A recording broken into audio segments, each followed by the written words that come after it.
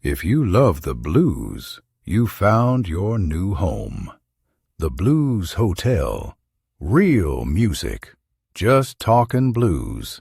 Real stories. And Blues Moments in Time. The history that shaped it all. 3 podcasts. 1 home. The Blues Hotel Collective. Listen wherever you get your podcasts. From the Blues Hotel Collective, welcome to Blues Moments in Time, where every groove holds a memory and every moment echoes the truth of what came before. Today, we rewind the reel, trace the footsteps, and revisit the chapters that shaped the blues. Here is our host, Kelvin Huggins. Welcome to Blues Moments in Time, the podcast dedicated to exploring the rich history and the cultural significance of blues music.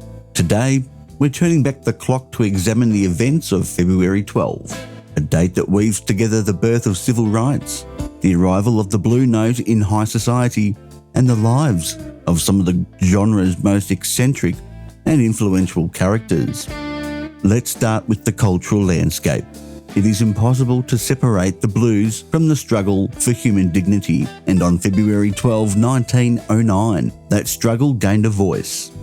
This was the day the NAACP was founded. While not a record label or a juke joint, the NAACP provided the crucial political shield for Black Americans during the height of the Jim Crow era. For the travelling bluesman who risked arrest for vagrancy every time he entered a new town, the work of this organisation was a lifeline. It laid the groundwork for a world where the music of the Delta could eventually be heard on stages from Chicago to London, free from the shackles of segregation. Now let's turn our attention to the political climate.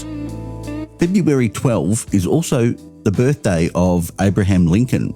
In the early 20th century, the date held a bittersweet resonance in the South.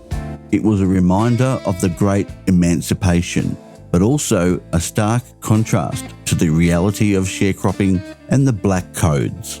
You can hear this tension in the early country blues, a music born from the realisation that freedom wasn't given. It had to be carved out of 6 strings and a hollow log. The blues became the true voice of that unfulfilled promise.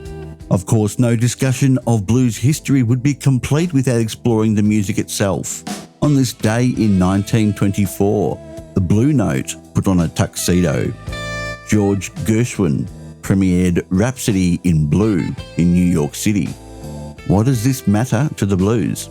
Because before this moment, the flattened thirds and sevenths, the very DNA of African American folk music, were often dismissed by the establishment as noise. Gershwin's masterpiece forced the elite music world to confront the beauty of the blues scale, opening a door that artists like Duke Ellington and W.C. Handy would soon walk through.